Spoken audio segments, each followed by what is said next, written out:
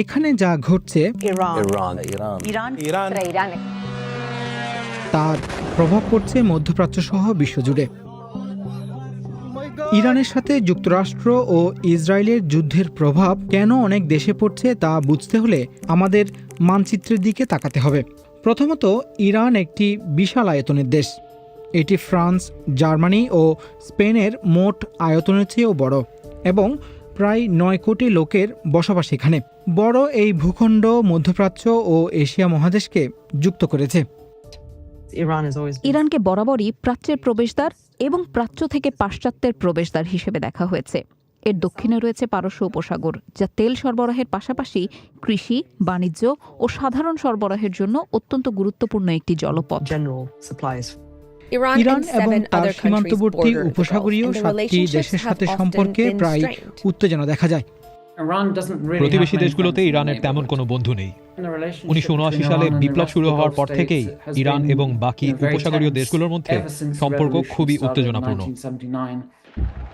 বিপ্লব ইরানকে পুরোপুরি বদলে দিয়েছে। ধর্মীয় নেতা আয়াতুল্লাহ রুহুল্লাহ খোমেনি নির্বাসন থেকে ফিরে এসে ইরানে ইসলামী প্রজাতন্ত্র প্রতিষ্ঠা করেন।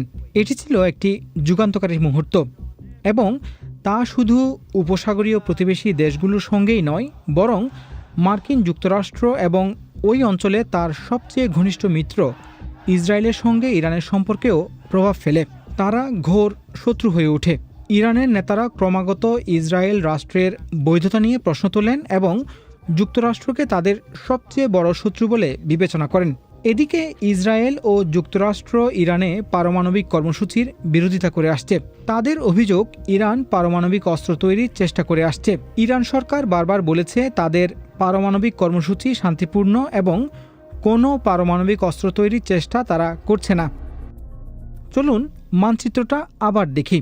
মধ্যপ্রাচ্য জুড়ে এইসব দেশে যুক্তরাষ্ট্রের সামরিক উপস্থিতি রয়েছে, আর এই হলো ইসরায়েল, যেটি ইরান থেকে মাত্র 1000 কিলোমিটার দূরে এবং ইরানের ক্ষেপণাস্ত্রের আওতার মধ্যে রয়েছে। ইরানের কাছে বেশ নজরকাড়া ক্ষেপণাস্ত্র ভাণ্ডার রয়েছে। এগুলো কয়েকশো কিলোমিটার থেকে শুরু করে কয়েক হাজার কিলোমিটার পর্যন্ত দূরত্ব অতিক্রম করতে সক্ষম। এছাড়াও তাদের বেশ উন্নত ড্রোন প্রযুক্তি রয়েছে, যা তারা সাম্প্রতিক সংঘাতে ব্যবহার করেছে।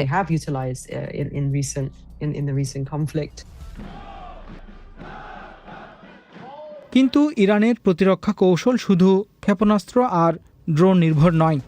বিপ্লবের পর থেকে ইরান তার আদর্শ ছড়িয়ে দেওয়ার চেষ্টা করছে। বছরের পর বছর ধরে দেশটি প্রতিবেশী দেশগুলোতে সুসজ্জিত মিলিশিয়াদের একটি নেটওয়ার্ক তৈরি করেছে এবং ওই অঞ্চলে প্রভাব বিস্তার করছে। এই গোষ্ঠীগুলোর সাথে সম্পর্ক গড়ে তোলার মাধ্যমে ইরান একটি অগ্রবর্তী প্রতিরক্ষা ব্যবস্থা তৈরি করেছে। সময়ের সাথে সাথে গাজার হামাস, লেবাননের হেজবুল্লাহ, ইয়েমেনের হুতি, সেই সাথে ইরাক ও সাবেক সিরীয় সরকারের বিভিন্ন গোষ্ঠী এই নেটওয়ার্কে অন্তর্ভুক্ত হয়। এর পেছনে সবসময় এই যুক্তি ছিল যে এতে ইসরায়েল ইরানের বিরুদ্ধে কোনো পরিকল্পিত দীর্ঘমেয়াদী হামলা চালাবে না, কারণ তাতে হেজবুল্লাহ উস্কানি পাবে এবং 1 লক্ষ রকেট নিয়ে ইসরায়েলের উপরে ঝাঁপিয়ে পড়বে। কিন্তু গাজা যুদ্ধের পর থেকে ইসরায়েল এই গোষ্ঠীগুলোর অনেকগুলোকে দুর্বল করে দিয়েছে। 2026 সালের শুরুতে এই অঞ্চল এই রকমই ছিল এবং এরপর এই ঘটনাটি ঘটল। A short time ago, the United States military began major combat operations in Iran. Our objective is to defend the American people by eliminating imminent threats from the Iranian regime. যুক্তরাষ্ট্র ও ইসরায়েল ইরান জুড়ে বিভিন্ন স্থানে হামলা চালায় এবং সর্বোচ্চ নেতা Ayatollah Ali খামেনিকে হত্যা করে। במשך 3.5 עשורים רודן אכזר זה שלח טרור לרחבי העולם, אמלל את עמו ושקד כל הזמן בלי הרף על התוכנית להשמדת ישראל. ইরানি কর্মকর্তারা জানান, মার্কিন হামলায় একটি স্কুলও ক্ষতিগ্রস্ত হয়েছে। এতে অনেক শিশুসহ 153 জনের বেশি মানুষ নিহত হয়েছে। মার্কিন সামরিক বাহিনী জানিয়েছে তারা এই ঘটনাটি তদন্ত করছে। ইরান মার্কিন ইসরায়েলি হামলাকে অবৈধ ও অযৌক্তিক বলে অভিহিত করেছে। জাতিসংঘ মহাসচিব আন্তোনিও গুতেরেসও এই সামরিক উত্তেজনা বৃদ্ধির নিন্দা করেছেন। we are witnessing a grave threat to international peace and security. প্রতিশোধ হিসেবে ইরান ইসরায়েল ও মধ্যপ্রাচ্যে মার্কিন ঘাঁটি ও স্থাপনা থাকা অন্যান্য দেশগুলোতে হামলা চালিয়েছে। শুধু সামরিক লক্ষ্যবস্তুই নয়, বিলাসবহুল হোটেল, শপিং মল, বিমানবন্দর, তেল স্থাপনা এবং অ্যাপার্টমেন্ট ভবনেও হামলা চালানো হয়েছে। তারা উপসাগরীয় আরব রাষ্ট্রগুলোর মূল অবকাঠামোতে আঘাত হানতে চায়। তারা ওই রাষ্ট্রগুলোর গড়ে ওঠা সম্ভাবনাময় পর্যটন শিল্পকে ক্ষতিগ্রস্ত করতে চায় এবং এই অঞ্চলে আকৃষ্ট হওয়া বিনিয়োগকারীদের আস্থায় আঘাত হানতে চায়। কৌশলগত দৃষ্টিকোণ থেকে ইরান সম্ভবত উপসাগরীয় দেশগুলোর উপর চাপ সৃষ্টি করার একটি উপায় হিসেবে এটি করেছে, যাতে তারা যুক্তরাষ্ট্রকে ইরানের উপর বোমা হামলা বন্ধ করতে চাপ দেয়। অতীতে ইরান উপসাগরীয় দেশগুলোতে অবস্থিত মার্কিন ঘাঁটিগুলোতে সীমিত পরিসরে প্রতিশোধমূলক হামলা চালিয়েছিল, কিন্তু এত বড় আকারের হামলা আগে কখনো দেখা যায়নি এবং এই লড়াই উপসাগরীয় দেশগুলোর বাইরেও ছড়িয়ে পড়েছে। উদাহরণস্বরূপ, লেবাননে ইসরায়েলের সামরিক বাহিনী এবং হেজবুল্লাহ যুদ্ধ করছে। হেজবুল্লাহকে ইরান কয়েক দশক ধরে সমর্থন দিয়ে আসছে এবং সংঘাতপূর্ণ এলাকা থেকে অনেক দূরে ভারত মহাসাগরে একটি মার্কিন সামরিক টর্পেডোর আঘাতে একটি ইরানি যুদ্ধজাহাজ ধ্বংস হয়েছে।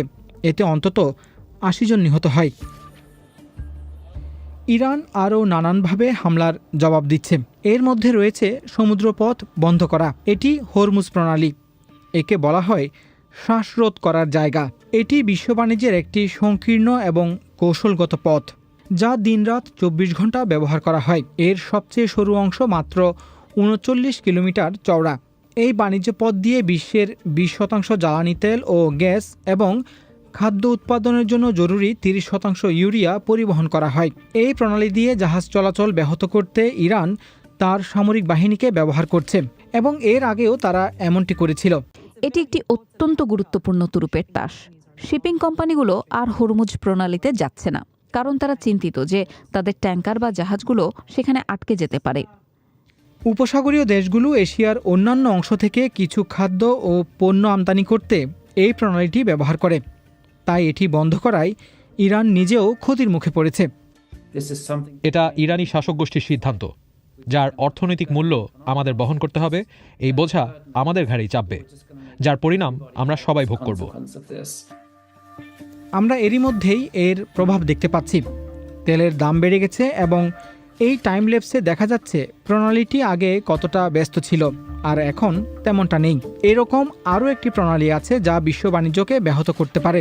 যদিও এটি ইরানের নিয়ন্ত্রণে নেই, তবে এটি তার মিত্রদের অন্যতম ইয়েমেন ভিত্তিক মিলিশিয়া গোষ্ঠী হুতিদের কাছাকাছি।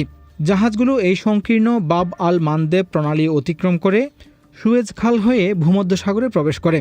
হুতিরা অতীতে এই অঞ্চলে জাহাজে হামলা করেছিল। এছাড়া বিকল্প যে পথ রয়েছে তা কেপ অফ গুড হোপ ঘুরে যেতে হয়, যা অনেক দীর্ঘ এবং ব্যয়বহুল। মধ্যপ্রাচ্য এবং এই অঞ্চলটি প্রকৃতপক্ষে বৈশ্বিক সাপ্লাই চেইনের একটি গুরুত্বপূর্ণ কেন্দ্রবিন্দু। ফলে এই অঞ্চলে সংঘাত কতদিন চলবে তার উপর নির্ভর করে খাদ্য নিরাপত্তা এবং মুদ্রাস্ফীতির ওপর এর কতটুকু প্রভাব পড়বে। ফলে ইরান হামলা দিয়ে যা শুরু হয়েছে তার প্রভাব এই অঞ্চল জুড়ে এবং এর বাইরেও ছড়িয়ে পড়ছে। আমরা দেখতে পাচ্ছি যে ইরান এই অঞ্চলে ক্রমশ আরও বিচ্ছিন্ন হয়ে পড়ছে। যদিও শুরু থেকেই এখানে তার তেমন কোনো বন্ধু ছিল না। এমনকি আগামীকালই যদি এই সংঘাত শেষ হয়ে যায়, তার সাথে সাথেই যে উত্তেজনাও শেষ হবে তা কিন্তু না। সকলের জন্য কার্যকর স্থিতিশীলতা খুঁজে পাওয়ার ক্ষেত্রে সামনে এখনো অনেক দীর্ঘ পথ।